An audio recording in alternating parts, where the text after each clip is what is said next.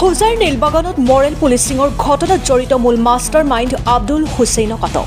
নীলবাগানৰ টাৰকাটা HP petrol পাম্পৰ সমীপত Morrell পুলিচিঙৰ ঘটনাৰ ভিডিঅ' সামাজিক মাধ্যমত ভাইৰেল হৈ পৰিছিল। এই ঘটনাই চাঞ্চল্যৰ সৃষ্টি হোৱাৰ সময়তে মুৰাজ্জাৰ আৰক্ষীয়ে আটক কৰে মূল মাষ্টাৰ মাইণ্ড আবুলক। এই ঘটনাত গুৰুতৰভাৱে আহত নেৱাজউদ্দিন বৰ্তমান MC মডেল হস্পিটেলত চিকিৎসাধীন হৈ আছে। পৰিয়ালৰ লোকে মৰেল পুলিচিঙত জড়িত থকা 7জন অভিযুক্তৰ বিৰুদ্ধে মুৰাজ্জাৰ থানাত এজাহাৰ দাখিল কৰিছিল। 44/25 নম্বৰ গোচৰ ৰুজু কৰি আৰক্ষীয়ে তীব্ৰ অভিযান অব্যাহত ৰাখিছিল। মূল অভিযুক্ত টাৰকাটাৰ আবুল হুছেইনক ইতিমধ্যে মুৰাজ্জাৰ আৰক্ষীয়ে আটক কৰি জেৰা অব্যাহত ৰাখিছে।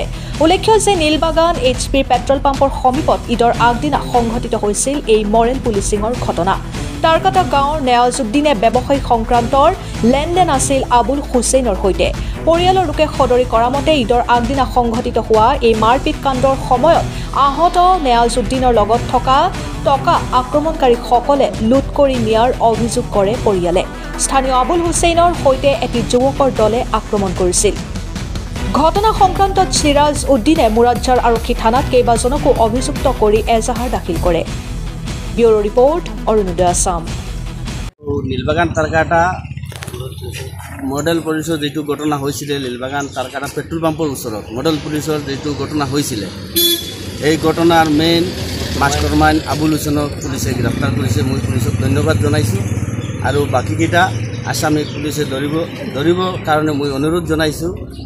মানে বাকীকেইটা আসামিক পুলিচে ধৰিবলৈ মই অনুৰোধ জনাইছোঁ আৰু আশাবাদী মই পুলিচক মানে ধন্যবাদ দিছোঁ। মানে বাকীকেইটা আসামিক গ্ৰেপ্তাৰ কৰিবলৈ সক্ষম হ'ব বুলি মই অনুৰোধ। Abul Hussain main master mind Abul হুছেইনক ধৰিছে। কি হৈছিলে ঘটনাটো হৈছিলে কিবা টকাৰ কিবা এটা লেনদেন লৈ পেলাই ঘটনাটো হৈছিলে।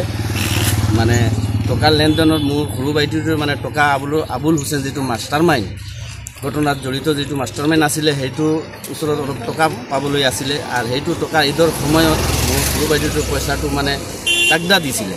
তাকদা দিয়াৰ কাৰণে সি মানে এনেকুৱা মডেল পুলিচৰ মানে ঘটনা ঘটাইছিল। মডেল পুলিচৰ যিটো মাষ্টাৰ মাইণ্ড ঘটনা হৈছিলে এই মডেল মাষ্টাৰ মাইণ্ড আবুল হুছেইনক এতিয়া মুৰাজ্জাৰ থানাই ধৰিছে আৰু বাকীখিনি মই আশা ৰাখিছোঁ যে সিহঁতে সেই 6জনক ধৰিব সেইটো মই আশা ৰাখিছোঁ।